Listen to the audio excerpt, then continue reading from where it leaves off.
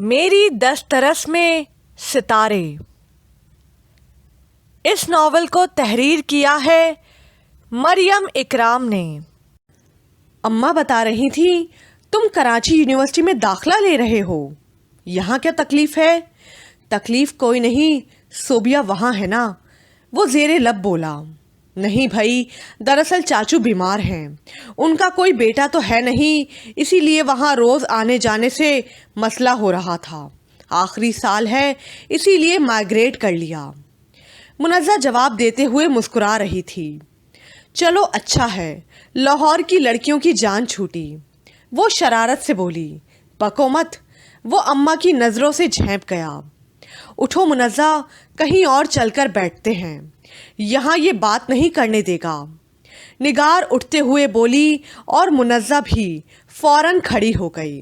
ہاں ہاں، جہاں مرضی جانا، بس کچن کا رخ مت کرنا. احسن کی آواز آئی اور وہ سنی انسنی کر کے اندر کمرے میں چلی گئی. اتنے دن لگا دیے آنے میں تو سمجھی تھی تم بھول گئی ہو.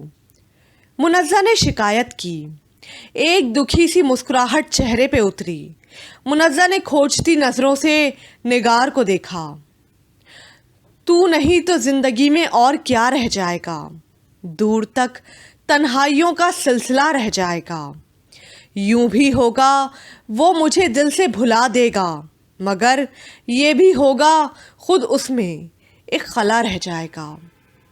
بجھے ہوئے لہجے میں مدھم سے انداز میں شعر پڑھا. مجھے معاف کر دو منزہ، میں نے تمہیں بھی ہرٹ کیا. نگار نے منزہ کے دونوں ہاتھ تھام لیے. It's okay. منزہ نے فراغ دلی سے اسے اپنے ساتھ لگا لیا.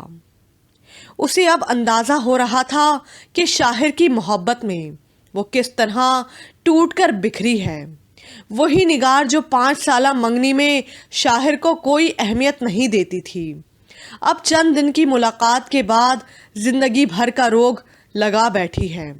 وہی بندھن تو غیر محسوس طریقے سے اس کی زندگی کے ہر لمحے سے وابستہ ہے. نگار منزہ کے ساتھ لگ کر اپنے دل کا بوجھ ہلکا کرتی رہی، پھر آنکھیں پونچھ کر زبردستی مسکرائی. کتنا بدل گئی ہو تم نگار. منزہ کو حیرت ہوئی. ہاں، میں واقعی بدل گئی ہوں. پتہ ہے، میں نے سلمنگ سینٹر جوائن کیا ہے. اماں جانی کے بعد بس تمہیں بتا رہی ہوں. میرے دل کو اطمینان ہے کہ اب میں جو کچھ کروں گی صرف اپنے لیے کروں گی. منزہ نے ایک گہری سانس لی. گڈ، تم نے ایک اچھا فیصلہ کیا ہے، لیکن میں کہوں گی ضرور نگار کہ تم نے اپنے ہاتھوں خود شاہر کو گنوایا ہے. کیا تھا اگر یہ سب تم اس کی خاطر کرتی؟ منزہ نے کہا. محبتوں میں کوئی شرط نہیں ہوتی ہے منزہ. اگر وہ اس شرط پر مجھ سے محبت کا دعویٰ کرتا کہ میں اسمارٹ ہو جاؤں تو یہ سب مجھ سے نہ ہوتا. اب مجھے اطمینان ہے. چھوڑو، اب کوئی اور بات کرو. وہ سر جھٹک کر بولی. منزہ نے دنوں میں بدل جانے والی اس لڑکی کو دیکھا جو خالہ کے گھر آتے ہی بھوکی بلی کی طرح ادھر ادھر منہ مارتی پھرتی تھی، اور اب 1 گھنٹہ گزر گیا تھا اسے آئے. وہ سر جھکائے باتیں کر رہی تھی. ملازم چائے اور کھانے پینے کو لے کر بھی آیا تو نگار نے صرف چائے پی. اس تبدیلی پر منزہ خوش تھی، لیکن اس کی اداسی پر بے چین بھی ہو رہی تھی. سائیکلنگ کرنے کے بعد وہ پھولی ہوئی سانسوں کے ساتھ نیچے آئی اور صوفے پر ڈھہ گئی. سادی میز پر رکھے پھولوں کے گلدستے کو اپنے عتاب کا نشانہ بنا رہا تھا. نگار نے آگے بڑھ کر سادی کو پھولوں سمیت پکڑا اور گود میں بٹھا لیا.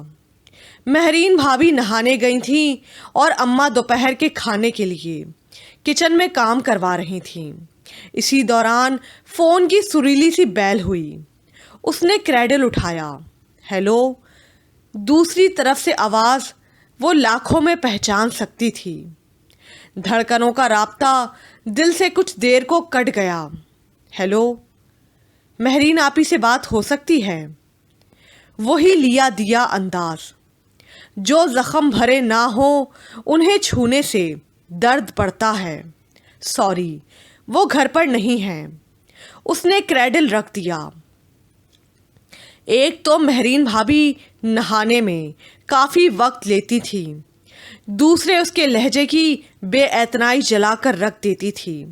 وہ سعدی کو وہیں چھوڑ کر باہر لان میں چلی آئی۔ جب پہلی بار شاہر کا فون اٹینڈ کیا تھا تو کتنی سرشاری سی اس کے دل میں اتر آئی تھی۔ دل تیزی سے دھڑکا تھا۔ وہ اس کے مسحور کن لہجے میں خود کو کافی دیر تک آزاد نہیں کر پائی تھی، اور آج تو وجود کا تعلق روح سے کٹ گیا تھا۔ وہ لان کی کرسی پر گر کر کھلے آسمان کو تکنے لگی۔ وہ تو اب تک اس کی شخصیت کے سحر میں جکڑی ہوئی تھی۔ اسے بھلانے کی ہزار کوشش میں بھی وہ اسے یاد کرتی تھی۔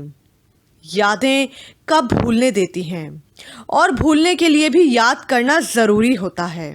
ہوئی جو شام تو پھر تیرے در پہ آ بیٹھا، میں شال اوڑھ کر ایک مہرباں اداسی کی۔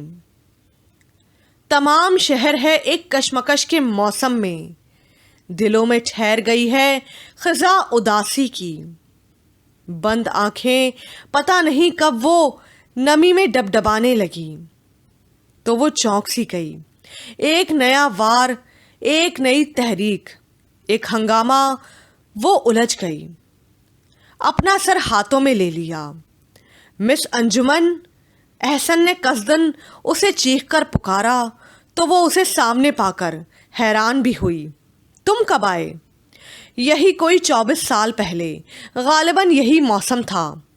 وہ سامنے رکھی کین کی کرسی پر بیٹھ گیا۔ انتہائی منحوس موسم تھا۔ وہ جل کر بولی، مجھے بھی بالکل پسند نہیں۔ مجھے تو جون کا موسم پسند ہے۔ آموں کی بہتات، دھوپ کی چمک، سائیں سائیں کرتی سڑکیں اور گلیاں۔ کیسے تکلیف کی یہاں آنے کی؟ نگار نے مدعا پوچھا۔ خود ہی تو کہہ رہی تھی کسی نے خیر خبر نہیں معلوم کی تمہاری۔ سوچا اچھے بچے کی طرح تمہاری شکایت دور کر دیں۔ کہو کتنا وزن کم ہوا؟ وہ شرارت سے بولا۔ احسن، کبھی تو سنجیدہ ہو جایا کرو، انتہائی بدتمیز ہو۔ جا رہا ہوں میں، تم اس لائق ہی نہیں۔ وہ اچانک خفا ہو گیا۔ اچھا، بڑی خوشی ہوئی تمہارے واپس جانے کا سن کر۔ اللہ حافظ، اب عید پر آئیے گا۔ وہ زج کرنے کو بولی۔ عید پر ہی آؤں گا تمہیں ساتھ لے جانے کو۔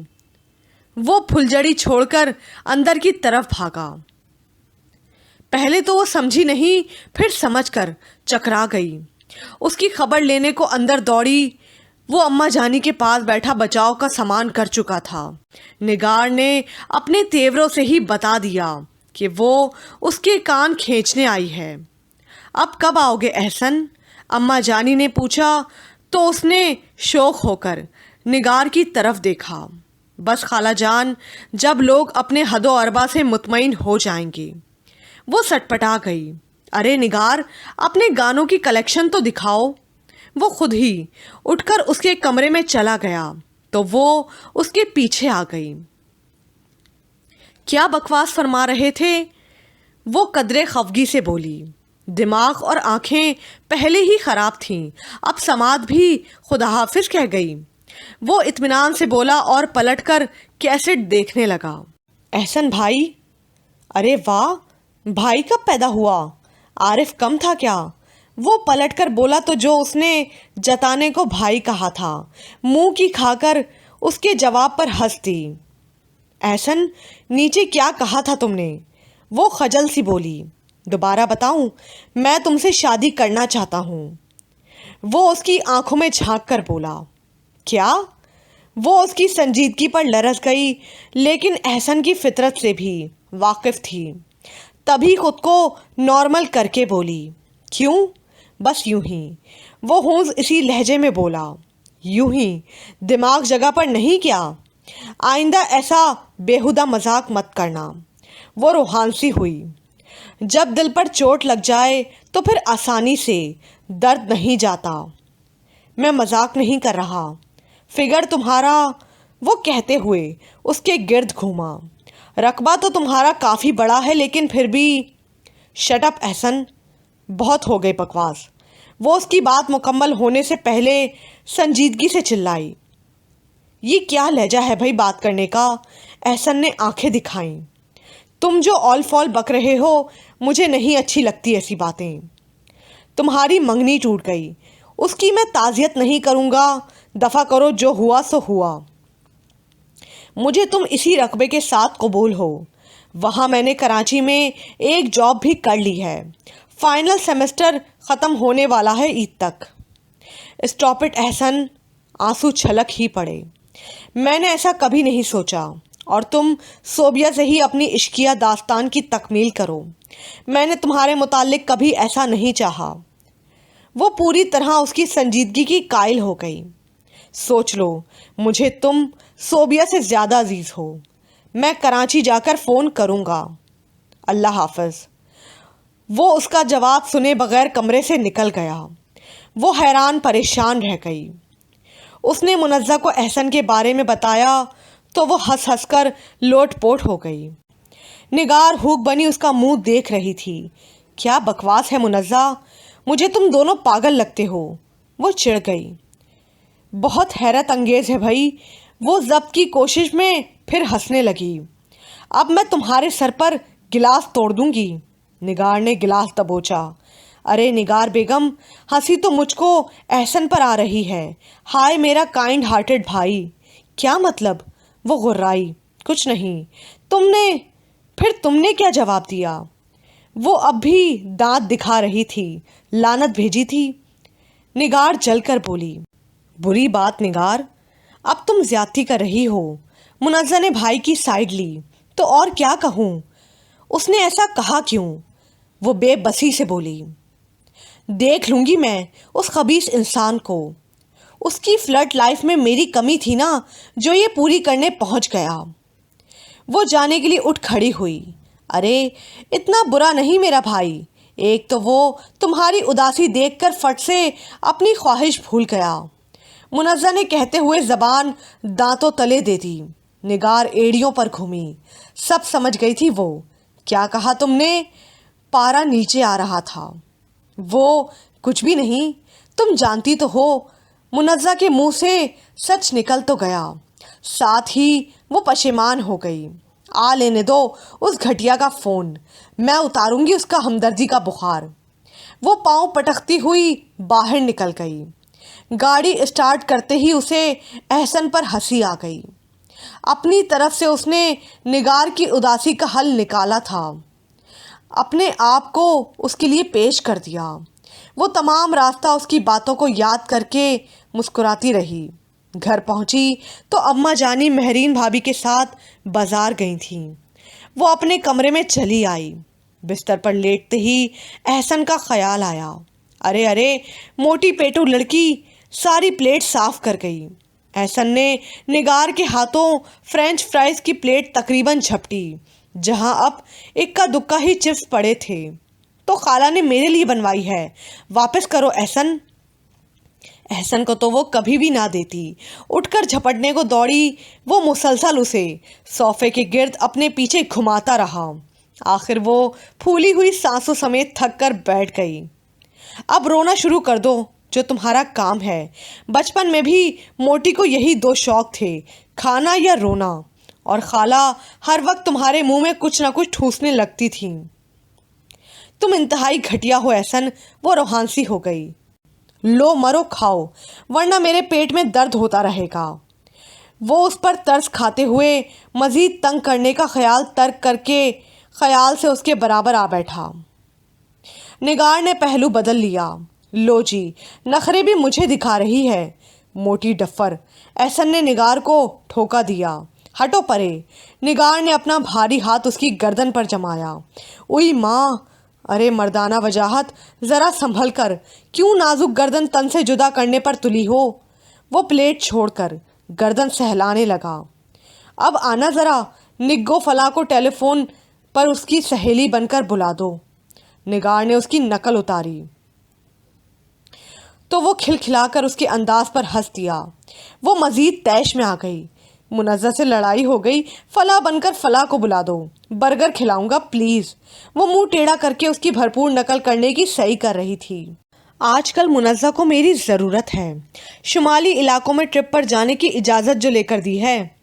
وہ بے نیازی سے کہتے ہوئے اٹھا۔ اور ہاں، اس فلاں کی ماما جانی آج کل بستر سے لگی ہیں۔ وہ فلاں خود ہی فون اٹینڈ کرتی ہے اور اب مجھے کسی فلاں کی ضرورت نہیں۔ اس نے اکڑ کر فلاں کی گردان کرتے ہوئے نگار کو چڑھایا۔ نگار نے زچ ہو کر کشن کھینچ مارا۔ وہ ڈھٹائی سے ہنستا ہوا باہر چلا گیا۔ نگار نے آنکھیں کھولیں اور خوشگوار مسکراہٹ کے ساتھ وہ ماضی سے حال میں آ گئی۔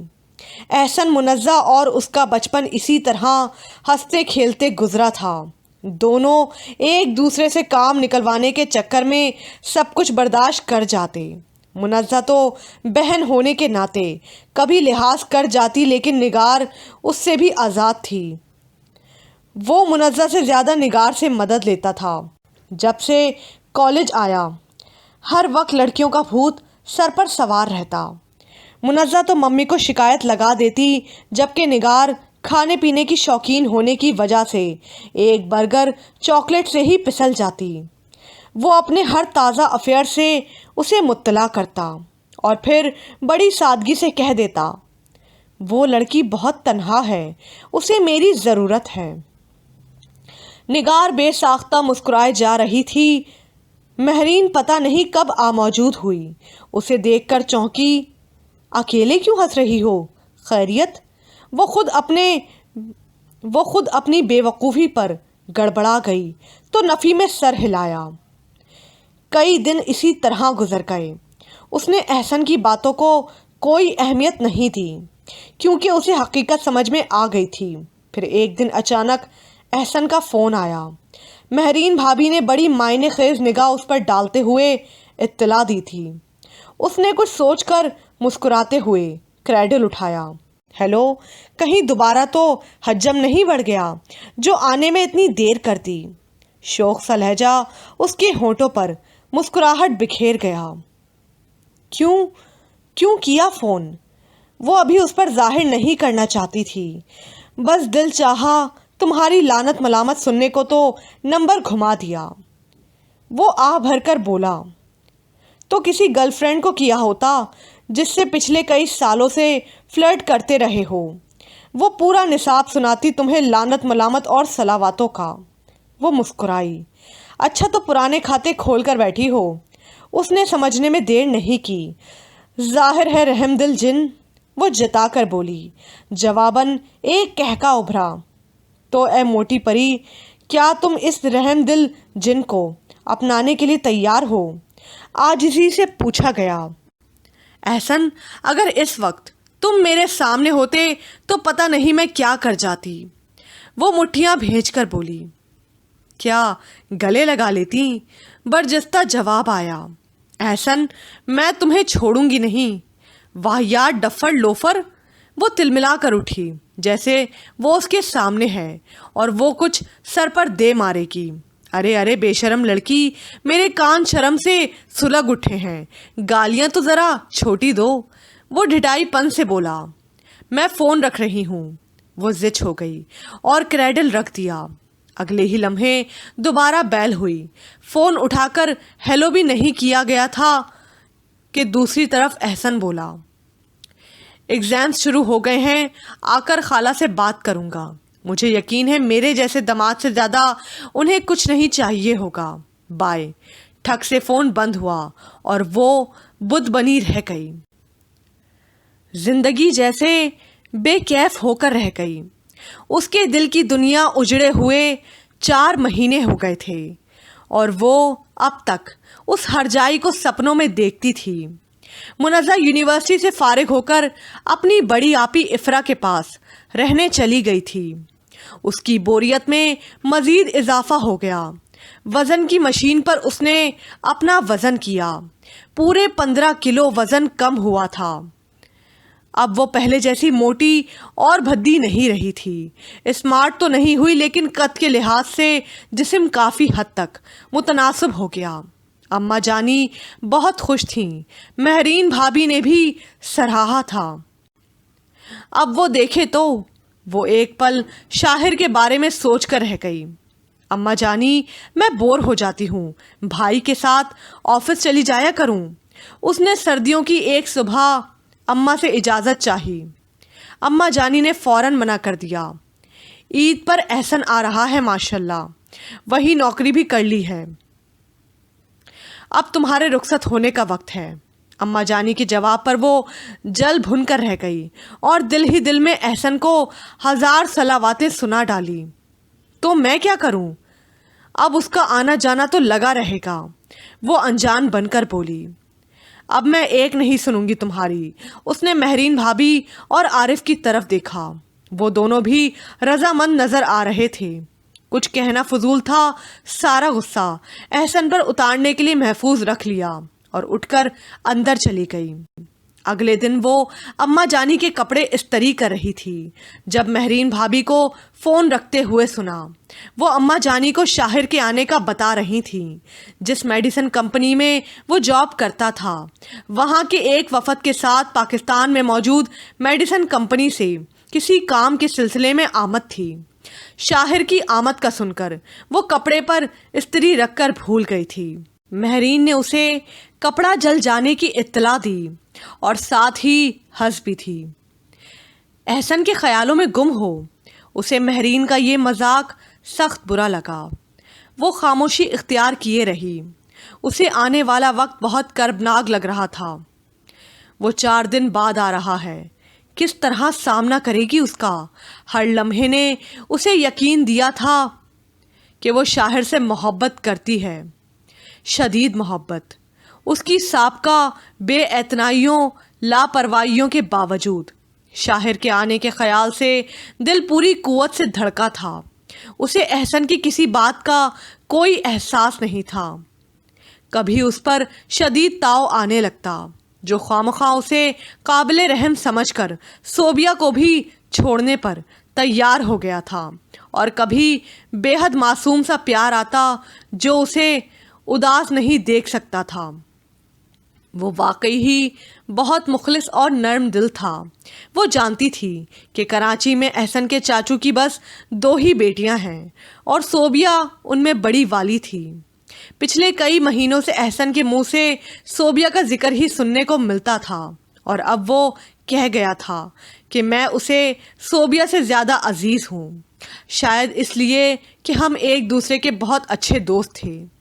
عارف بھائی کے دوست کی منگنی تھی، بھابھی اور بھائی وہاں چلے گئے۔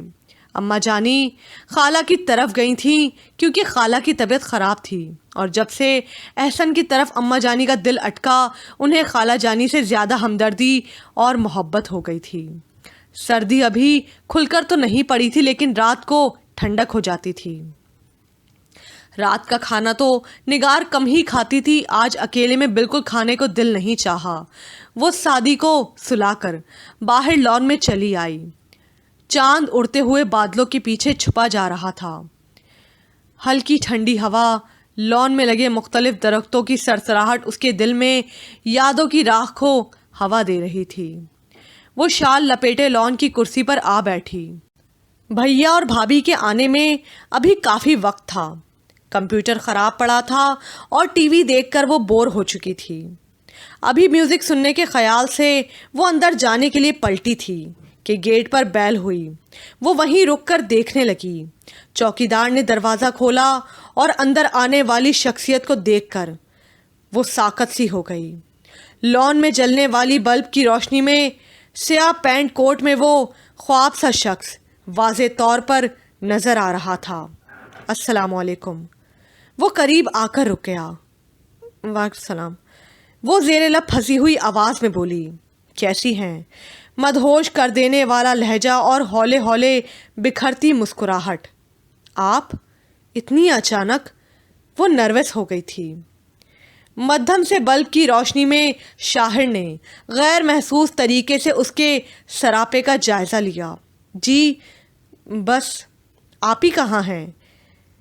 اس طرف بلا کا اعتماد اور وہ ہر لمحہ اذیت میں بے چین۔ آئیے اندر۔ وہ اس کے پیچھے چلا آیا۔ بھابھی اور بھیا ایک منگنی کی تقریب میں گئے ہیں اور اماں خالہ جانی کے گھر پر گئی ہیں۔ اس نے نظر ملائے بغیر جواب دیا۔ او آئی سی۔ اسے بے وقت چلے آنے کا احساس ہوا۔ وقت دیکھا، صرف 9 ہی تو بجے تھے۔ آپ کھانا کھائیں گے؟ وہ چاہتے ہوئے بھی سرد مہری نہ اپنا سکی۔ نو تھینکس، میں کھا کر آیا ہوں۔ ایکچولی میں صبح ہی پہنچ گیا تھا، ہوٹل میں ٹھہرا ہوں، میرے ساتھ کچھ اور لوگ ہیں، اسی لیے فوراً نہ آ سکا۔ اوکے، میں صبح آ جاؤں گا۔ وہ محتاط لہجے میں کھڑے کھڑے بول رہا تھا۔ نگار کے لیے انکشاف ہی تھا تو وہ کتنا اجنبی ہو گیا ہے۔ وہ اس کی حیرت بھانپ کر مبہم سا مسکرایا۔ وہ چونکی۔ آپ پلیز بیٹھیں، چائے تو پی کر جائیے گا۔ پھر دل اس کی انا توڑنے پر تلا ہوا تھا۔ وہ چاہتے ہوئے بھی خفگی نہ دکھا سکی اور اب انتظار میں تھی کہ وہ چائے کی آفر پر نو تھینکس کی جھنڈی دکھا دے گا، مگر وہ بیٹھ گیا۔ نگار کچن میں چلی گئی۔ نگار کو دیکھ کر اسے حیرت کا جھٹکا لگا، لیکن اس نے کسی انداز سے محسوس نہیں ہونے دیا۔ کچھ بھی تھا، یہ لڑکی 5 سال تک اس کے ساتھ منسوب رہی تھی۔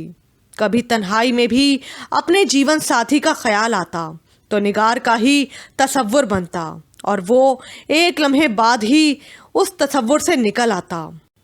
اتنا یقین تو ان چند لمحوں نے دے دیا تھا کہ نگار اب بھی اس سے محبت کرتی ہے۔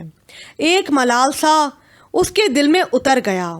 نگار کی آہٹ پر وہ اپنے خیال سے چونکا۔ وہ ٹرالی سمیت اندر آئی، جھکی ہوئی پلکیں اور جھولتی ہوئی لٹیں دراز چوٹی بازوؤں کی اوٹ سے جھانک رہی تھی۔ گرے اور پنک کنٹراسٹ میں قدرے متناسب جسم، وہ نظریں بچا کر پوری یکسوئی سے اسے دیکھے گیا، حتیٰ کہ وہ کچھ فاصلے پر بیٹھ کر اس کے لیے چائے بنانے لگی۔ آپ فون کر دیتے تو اماں جانی ضرور واپس آ جاتی، اس نے کپ شاہر کو دیتے ہوئے کہا۔ میں آتے ہی مصروف ہو گیا تھا، اس لیے اطلاع نہیں کر سکا۔ مختصر جواب کے بعد طویل خاموشی کا لمحہ ان کے درمیان ٹھہر گیا۔ چائے کے ساتھ دوسرے لوازمات بھی تھے۔ سعدی کیسا ہے؟ شاہر نے سکوت توڑا۔ بہت شرارتی ہو گیا ہے، گھر پر ہی ہے لیکن سو رہا ہے، نگار نے جواب دیا۔ تو پھر صبح ملوں گا۔ بائی دا وے، کیا آپ کی خالہ کی طبیعت زیادہ خراب ہے جو آنٹی کو رکنا پڑا؟ نہیں، بس اماں جانی کا دل چاہا تو وہ رک گئیں۔ اوکے، اب مجھے چلنا چاہیے، میں صبح آؤں گا۔ وہ اٹھتے ہوئے بولا۔ کوئی تعلق ہوتا تو وہ روک لیتی۔ اس وقت ٹیکسی مشکل سے ملے گی، آپ گاڑی لے جائیں، اس نے آفر کی۔ نو تھینکس، ابھی صرف 10 بجے ہیں، اس نے سہولت سے منع کر دیا۔ کوئی بات نہیں، اس نے چابی اس کی طرف بڑھائی۔ محترمہ، اس کی ضرورت بالکل نہیں، شکریہ، اللہ حافظ، اس نے قطعی لہجے میں کہا اور ایک آدھ چٹتی نگاہ ڈال کر باہر چلا گیا۔ صبح وہ ناشتہ کر کے گھر کے کاموں میں ہاتھ بٹا رہی تھی کہ شاہر کی آواز کانوں سے ٹکرائی۔ اماں جانی توقع کے مطابق خفا ہو رہی تھیں اور مہرین بھی مسلسل غیریت کا طعنہ دیتے ہوئے شکوہ کر رہی تھی اور وہ بڑے سبھاؤ سے ٹال رہا تھا۔ بس 10 دن کی بات ہے، میں آتا جاتا رہوں گا اور ہمارا کانٹریکٹ سائن ہوا تو آنا جانا لگا رہے گا۔ ویسے ممی پاپا بھی چند دنوں تک آ رہے ہیں۔ وہ خوش کرنے کی کوشش میں تھا۔ مہرین کچن میں شاہر کے لیے چائے بنانے آئی تو بھی نگار ادھر ادھر برتن رکھ کر خود کو مصروف ظاہر کرتی رہی۔ فون کی بیل ہوئی تو مہرین نے فوراً کہا، تم یہ کباب دیکھو، عارف کا فون ہوگا۔ وہ جلدی سے چلی گئیں لیکن کچھ دیر بعد ہی آ گئیں۔ احسن ہے کراچی سے، بظاہر لاپرواہ لیکن لہجہ معنی خیز تھا۔ نگار کچن سے نکلی تو بالکل سامنے اماں جانی اور شاہر بیٹھے تھے۔ ہیلو، اس نے فون اٹھایا۔ سلام عشق، اس کی شوخی سے بھرپور آواز کانوں سے ٹکرائی۔ کیوں کیا فون؟ اسے انداز مخاطب پر غصہ آیا۔ نہ سلام نہ دعا، اٹھا کر پتھر دے مارا۔ تم جو بولو گے آل فال ہی ہوگا اور میرا وقت ضائع کرو گے۔ وہ کرسی پر ٹک گئی۔ پرائم منسٹر صاحبہ، اپنے قیمتی وقت میں سے کچھ لمحے اس ناچیز کے نام کر دیں، حال احوال ہی پوچھ لیں۔ یہی پوچھ لو کہ فون کہاں سے کر رہا ہوں، آفس سے یا ہاسپٹل سے؟ اس نے شکوہ کیا تو وہ چونکی۔ بکو مت، کون سے ہاسپٹل میں؟ وہ جھنجھلا گئی۔ اس طرح پوچھو گی تو دل نہیں چاہے گا ہاسپٹل چھوڑنے کو، وہ گھمبیر لہجے میں بولا۔ میں رکھ رہی ہوں فون۔ وہ جسبس ہو گئی۔ میں ہاسپٹل میں ہوں، پرسوں سے ایکسیڈنٹ ہو گیا تھا، احسن نے فوراً کہا۔ اوہ مائی گاڈ، کوئی سیریس بات تو نہیں ہے نا؟ خالہ جانی کو اطلاع کی؟ وہ ایک دم پریشان ہو گئی۔ وہ خاموش رہا۔ احسن، بات کرو احسن۔ اسے فکر ہوئی۔ اب ٹھیک ہوں۔ مجھے بہت اچھا لگا تمہارا یوں پریشان ہونا میرے لیے۔ وہ اس کی گھمبیر آواز محسوس کر سکتی تھی۔ احسن، فضول مت بولو، تم ذرا میرے سامنے آؤ، حشر کر دوں گی۔ وہ سنبھل کر بولی۔ کیوں، تم سے محبت فضول کام ہے؟ وہ شوخی پر اترا۔ شٹ اپ، ایک نمبر کے فلرٹ ہو تم، وہ دانت پیس کر بولی۔ جواباً قہقہ ابھرا۔ احسن، ہم بہت اچھے کزن اور بہت اچھے دوست ہیں، دعا کرو کہ بس یہی تعلق اچھی طرح نبھ جائے۔ اس نے ملائمت سے سمجھایا۔ ان تعلقات میں ان قریب ایک اور۔ احسن، اپنا خیال رکھنا، اللہ حافظ، اس نے ٹوکتے ہوئے کہا اور فون رکھ دیا۔ فون رکھ کر اس کی نظر شاہر پر پڑی۔ وہ کسی بات پر ہنس رہا تھا۔ وہ ایک لمحے کو چونک سی گئی۔ اس نے پہلی بار شاہر کو یوں ہنستے ہوئے دیکھا تھا اور مبہوت سی ہو کر رہ گئی تھی۔ آ جاؤ نگار، وہاں چل کر بیٹھو۔ ہو گئی بات احسن سے؟ مہرین نے اس کے قریب آ کر پوچھا۔ جی۔ وہ کھڑی ہو گئی۔ میں اپنے کمرے میں ہوں۔ وہ وہاں سے چلی گئی۔ کمرے میں آ کر اس نے ایک پرانی غزلیات کی کیسٹ آن کی۔ وہ عشق جو ہم سے روٹھ گیا، اب اس کا حال سنائیں کیا؟ کوئی مہر نہیں، کوئی قہر نہیں، پھر سچا شعر سنائیں کیا؟ ایک آگ غم تنہائی کی جو سارے بدن میں پھیل گئی، جب جسم ہی سارا جلتا ہو، پھر دامن دل کو بچائیں کیا؟ آواز کا درد تھا یا لفظوں کی تاثیر؟ اس کی آنکھوں سے آنسو بہنے لگے۔ ہم نغمہ سرا کچھ غزلوں کے، ہم صورت گر کچھ خوابوں کے، بے جذبہ شوق سنائیں کیا؟ کوئی خواب نہ ہو تو سنائیں کیا؟ وہ ایک بار پھر ریوائنڈ کر کے بیٹ گراؤنڈ سے ٹیک لگا کر بیٹھ گئی اور دل اس وقت بہت بوجھل ہو رہا تھا۔ منزہ کی منگنی اپنے پھپھی زاد سے طے ہونے کی خبر کے ساتھ ہی احسن کے آنے کی اطلاع بھی موصول ہوئی۔ منگنی اتنی جلدی میں طے ہوئی تھی کہ تیاری کے لیے بہت کم دن تھے، لیکن وہ پھر بھی بڑے شوق سے دھڑا دھڑ شاپنگ کر رہی تھی۔ منگنی سے ایک دو دن پہلے ہی شاہر کے والدین بھی انگلینڈ سے آ گئے۔ نگار سے بالکل نارمل انداز میں ملے تھے، پھر بھی پتہ نہیں کیوں اسے شرمندگی سی ہو رہی تھی، حالانکہ انہوں نے اس کے سامنے کسی گزری ہوئی بات کا ذکر نہیں کیا تھا۔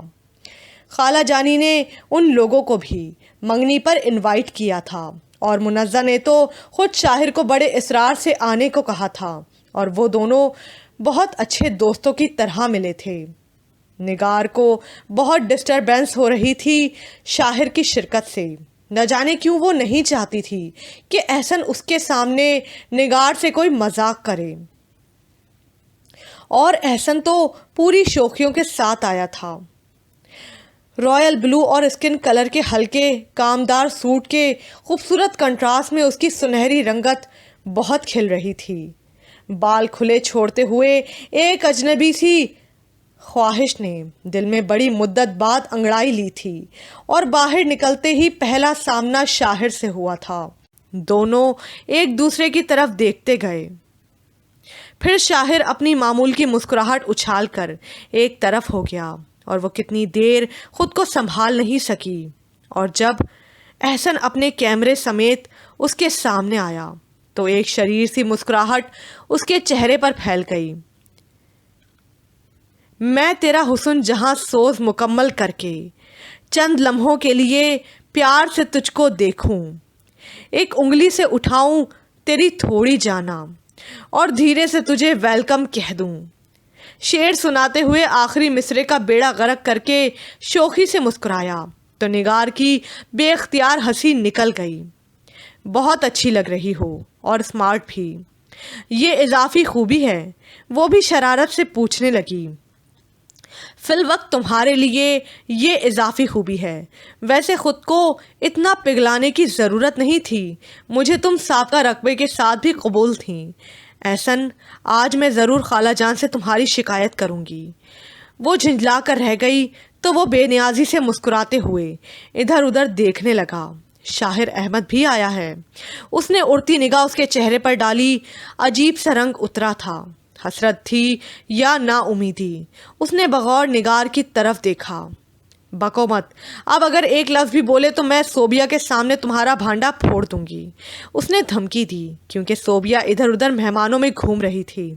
ملواؤ مجھے، نگار نے توپ کا رخ احسن اور صوبیہ کی طرف کر دیا۔ خود مل لو جا کر، وہ کہہ کر آگے بڑھا۔ احسن، نگار نے اس کا شانہ پکڑا۔ احسن، مجھے تم پر بے انتہا پیار آ رہا ہے، لیکن یہ پیار صرف ایک معصوم دل اور پرخلوص دوست کے لیے ہے۔ میں کوئی مظلوم لڑکی نہیں ہوں احسن، جس پر ترس کھا کر تم اپنی واحد سچی محبت نظر انداز کر کے میرا ہاتھ تھام لو۔ وہ براہ راست اس کی آنکھوں میں جھانک کر بولی تو وہ چپ سا ہو گیا۔ میں تمہیں دکھی نہیں دیکھ سکتا نگار، ایک طرح سے اس نے اقرار کر لیا۔ میں دکھی نہیں ہوں احسن، مجھے تمہارے خلوص کی ضرورت ہے، ہمدردی کی نہیں، نگار نے اطمینان سے کہا۔ وہ چپ چاپ اس کی سنتا رہا، بولا کچھ نہیں۔ چلیں منزہ سے مل لیں۔ وہ وہاں سے نکلنا چاہتی تھی کیونکہ اس کے سامنے ہی شاہر احمد آ کھڑا ہوا تھا اور اچانک ہی اسے اس کی موجودگی سے کوفت ہونے لگی تھی۔ وہ احسن کے ساتھ آگے بڑھ گئی۔ اگلی شام اس کے لیے بے حد حیرت انگیز تھی۔ وہ سلمنگ سینٹر سے واپس آ رہی تھی تو روڈ پر اسے شاہر نظر آیا۔ وہ پیدل ہی چھوٹے چھوٹے قدم اٹھاتے ہوئے جا رہا تھا۔ اس نے بھی نگار کی گاڑی دیکھ لی تھی سو اسے روکنا پڑی۔ وہ گاڑی اس کے قریب لے آئی اور فرنٹ ڈور کھول دیا۔ آئیے، میں گھر ہی جا رہی ہوں، ڈراپ کر دوں گی۔ نو تھینکس، اس نے رٹا رٹایا لفظ بول دیا۔ اگر کہیں اور جا رہے ہیں تو بھی ڈراپ کر دوں گی، اس نے رسمن ایک بار پھر کہا۔ وہ گاڑی کا دروازہ کھول کر بیٹھ گیا۔ مجھے ایک دو جگہ جانا ہے، ویسے میں انجوائمنٹ کے لیے پیدل چل رہا تھا۔ اس کے بیٹھتے ہی پرفیوم کی مسحور کن خوشبو نے گاڑی کے ماحول کو معطر کر دیا۔ کہاں چلیں گے؟ ویسے اگر آپ چاہیں تو گھر چلیں اور گاڑی لے کر اپنی مطلوبہ جگہ پر چلے جائیے گا۔ آج نگار کا موڈ بھی اپنے کنٹرول میں تھا، ورنہ وہ اسے دیکھتے ہی گھبرا جاتی تھی۔ اگر قریب کوئی ریسٹورنٹ ہے تو وہاں چلیں، مجھے چائے کی طلب ہو رہی ہے۔ وہ اس کی طرف دیکھ نہیں رہی تھی لیکن محسوس کر سکتی تھی کہ شاہر احمد آج کچھ موڈ میں ہے۔ چائے گھر جا کر پی جا سکتی ہے۔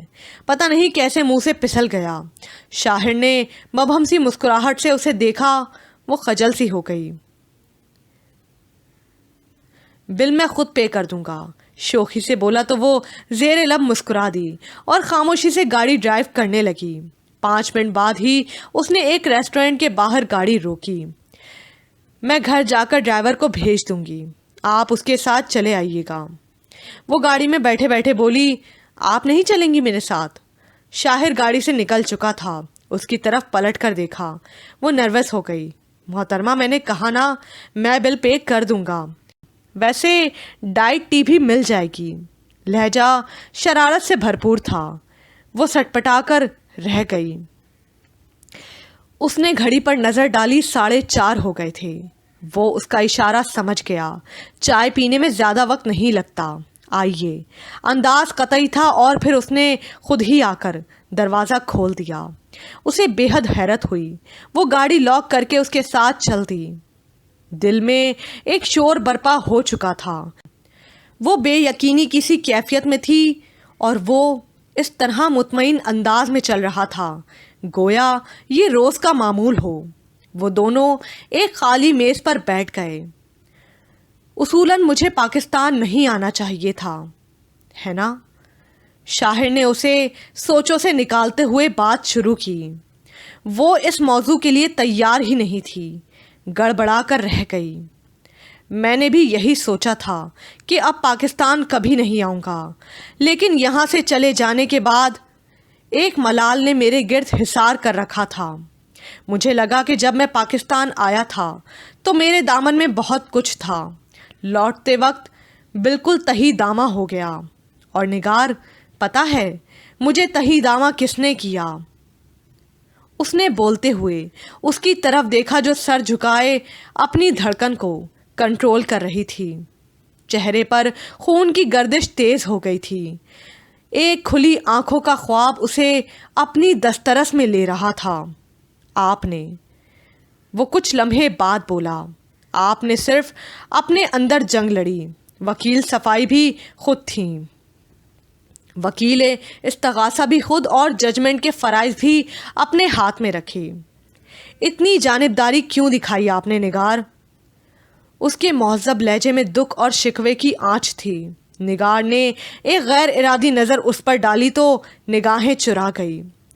میں نے اس وقت جو کچھ کیا آپ کی خوشی کے لیے کیا شاہر احمد۔ وہ مسلسل شاہر کی نظروں کی زد میں تھی۔ میری خوشی؟ کتنا جانتی تھی آپ مجھے کہ میرے دکھوں اور خوشیوں کا اندازہ کر سکیں؟ اس کے لہجے میں حیرت بھی تھی اور طنز بھی۔ وہ لاجواب ہو گئی۔ اسی لمحے ویٹر نے چائے لا کر رکھی۔ شاہر خود ہی چائے بنانے لگا، پھر ایک کپ نگار کی طرف بڑھایا اور ایک اپنی طرف کھسکا لیا۔ 5 بج چکے تھے۔ نگار نے گھڑی پر نظر ڈالی۔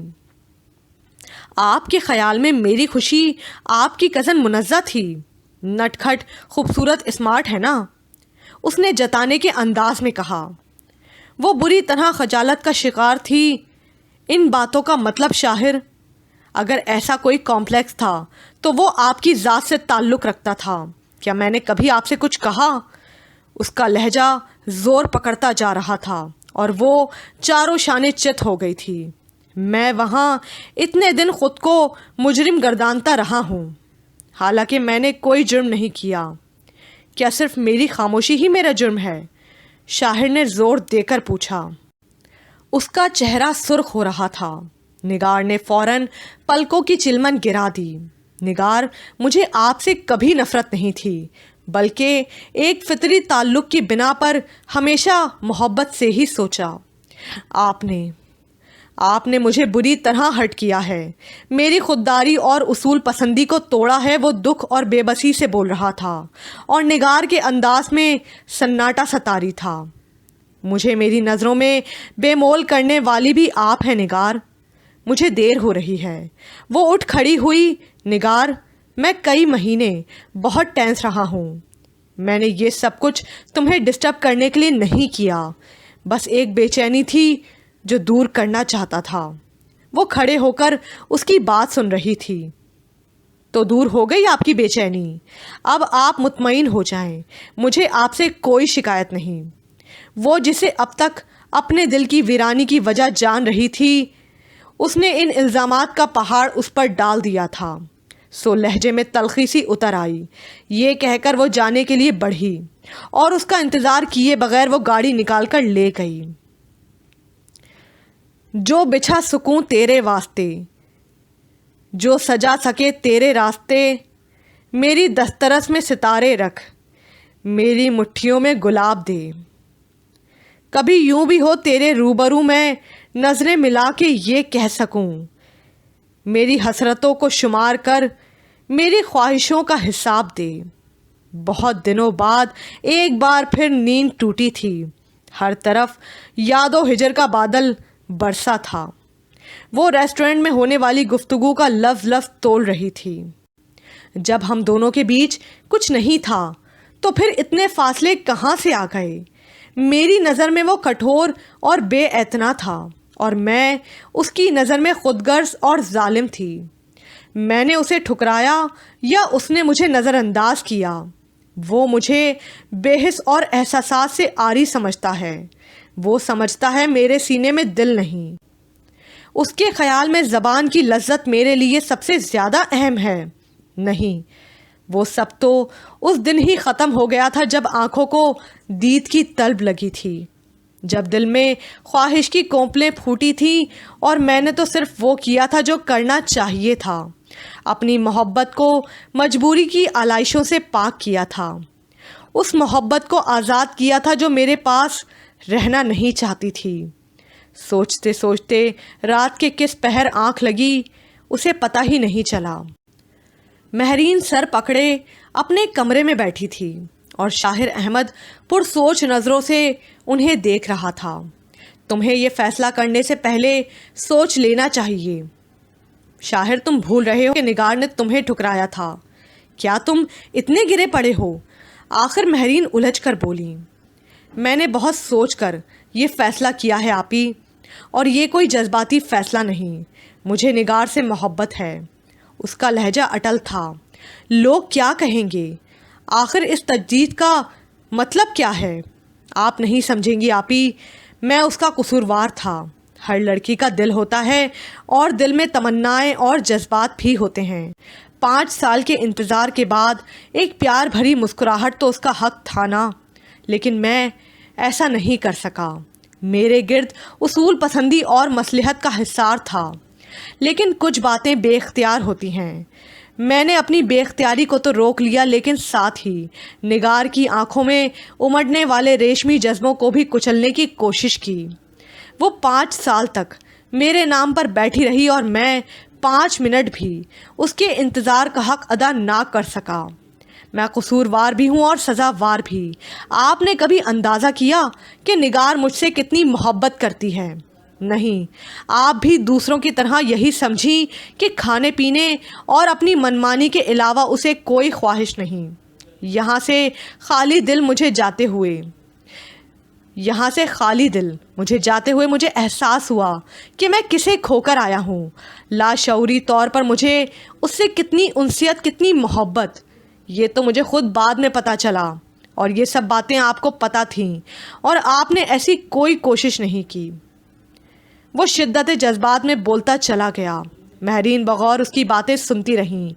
وہ اپنی کہہ کر اٹھا، ممی کل واپس آ رہی ہیں اور مجھے اگلے ہفتے واپس جانا ہے۔ آپ آنٹی سے بات کریں۔ میں اب آپ کے حوالے سے نہیں، اپنے دل کے ہاتھوں مجبور ہو کر اس سے شادی کرنا چاہتا ہوں۔ یہ کہہ کر وہ کمرے سے چلا گیا۔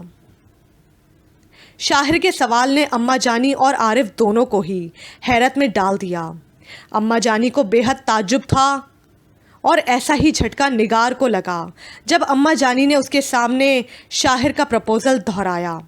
اسے یقین نہیں آ رہا تھا کہ اماں جانی نے جو کچھ کہا ہے وہ خواب ہے یا حقیقت، اس کی سماعت کا دھوکہ ہے یا دل میں دبی ہوئی شوق کی چنگاری۔ اور پرسوں والی ملاقات اس کی نگاہوں میں گھوم گئی۔ اماں، وہ دیکھو نگار، اب کوئی وہ یہ نہ ڈالنا۔ مجھے نہیں پتا کہ اس نے دوبارہ یہ پیغام کیوں بھجوایا، لیکن یہ طے ہے کہ اب اسے مہرین کا گھر خراب ہونے کا خوف نہیں۔ وہ اچھا لڑکا ہے، مجھے دل و جان سے پیارا ہے۔ اماں جانی نے اسے کچھ کہنے سے روک دیا۔ اس کی ممی آنا چاہتی ہیں شادی کی تاریخ طے کرنے، تو پھر میں پرسوں کے لیے انوائٹ کر لوں؟ وہ جواباً چپ رہی۔ اتنی جلدی؟ زبان پر یہی سوال گردش کیا، لیکن لب نہیں کھلے۔ ادھر احسن اور منزہ نے یہ خبر سن کر اس کے کمرے میں دھاوا بول دیا۔ انتہائی بے شرم ہو۔ احسن چوکھٹ پر ہاتھ جمائے کھڑا تھا۔ وہ سمجھ گئی، لیکن میگزین سے نظریں نہ ہٹائیں۔ یہی مرنا تھا تو منگنی توڑنے کا سین کیوں ڈالا؟ کتنی کمزور ہوتی ہو تم لڑکیاں۔ محبت کے نرالے ہی اصول ہیں تم بیوقوفوں کی ڈکشنری میں۔ مرد نے ٹھکرا دیا تو چپ رہ گئیں، جو اٹھا کر ساتھ لگا لیا تو ہر غم بھول گئیں، اور پھر یہ بات کہہ کر قصہ ختم ہی کر ڈالا۔ محبت میں انا نہیں ہوتی۔ وہ اس کی نقل اتارتے ہوئے قریب آ بیٹھا۔ اور جھوٹی محبت کے دعوے دار مردوں کے بارے میں کیا خیال ہے جناب کا؟ وہ سلگ کر بولی۔ وہ کسی سے محبت نہیں کرتے، جب کرتے ہیں تو ٹوٹ کر کرتے ہیں۔ وہ تڑک کر بولا۔ اس نے سر جھٹکا۔ میں نے شاہر سے محبت کی اور اس نے منوائی بھی ہے۔ اب تمہاری باری ہے، اپنی منزل کے نشان تلاش کرو جو کراچی میں چھوڑ آئے ہو۔ وہ اٹھ کر بستر ٹھیک کرنے لگی۔ تم سے فی الحال مشورہ نہیں مانگا، خواہ میرا بھی اتنا وقت ضائع کیا اور لفظوں کا ذخیرہ الگ ضائع کیا تم پر۔ اس کی نگاہوں میں شرارت ناچ رہی تھی، لیکن نگار جل کر رہ گئی۔ کتنے گھٹیا ہو تم احسن، تم اپنی لچھے دار باتوں سے مجھے بیوقوف بنا رہے تھے۔ اس نے آنکھیں نکالیں۔ وہ اطمینان سے راکنگ چیئر پر گر گیا۔ اب مروت بھی کوئی چیز ہوتی ہے، وہ کمال اطمینان سے بولا۔ احسن تم، وہ پھاڑ کھانے کو دوڑی اور کرسی کو جھٹکا دیا۔ ارے آرام سے یار، اب میں کسی کی امانت ہوں، تمہارا مال ہوتا تو جیسے چاہے اڑاتی۔ وہ ہونس اسے سلگا رہا تھا، اسی دوران دروازہ کھلا اور منزہ شاہر کو لے کر اندر آئی۔ تم دونوں ابھی تک لڑ رہے ہو، کیا بنے گا تمہارا؟ منزہ نگار کے تیور بھانپ گئی۔ تمہیں امریکہ بننے کی ضرورت نہیں۔ آئیے شاہر احمد، ان سے ملیے، یہ ہے خوشحالی سے قحط کی طرف جاتی ہوئی مس نگار علی حیات۔ وہ نگار کا ہاتھ تھام کر اپنے قریب کرتے ہوئے بولا۔ وہ جھینپ گئی۔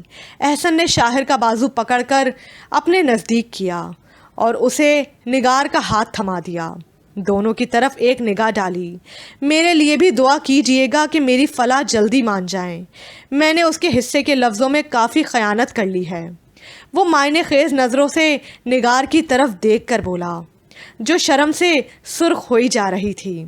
منزہ اور احسن کا بے ساختہ کہکا ابھرا اور وہ دونوں انہیں چھوڑ کر باہر چلے گئے۔ مس نگار علی حیات، وہ اپنے لہجے میں ڈھیر ساری شوخی سمو کر بولا اور ہاتھ کی گرفت مضبوط کر لی۔ یہ خوشحالی سے قحط کی طرف جاتی ہوئی لڑکی آئندہ کسی کی باتوں میں نہیں آئے گی اور نہ ہی کسی بات کو دل سے لگا کر بیٹھ جائے گی۔ نگار نے شرم اور خفت سے گھر کر اپنا ہاتھ کھینچ لیا۔ سارے بدتمیز چھوڑ کر چلے گئے تھے، اب اسے شاہر کی بولتی نگاہوں کا سامنا اکیلے ہی کرنا تھا۔ کتنا وقت لگے گا آپ کو مسز نگار بننے میں؟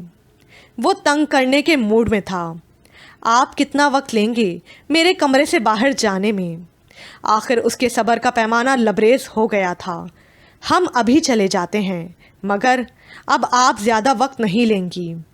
وہ اٹھ کھڑا ہوا اور نگار نے بے ساختہ اسبات میں سر ہلا دیا تھا۔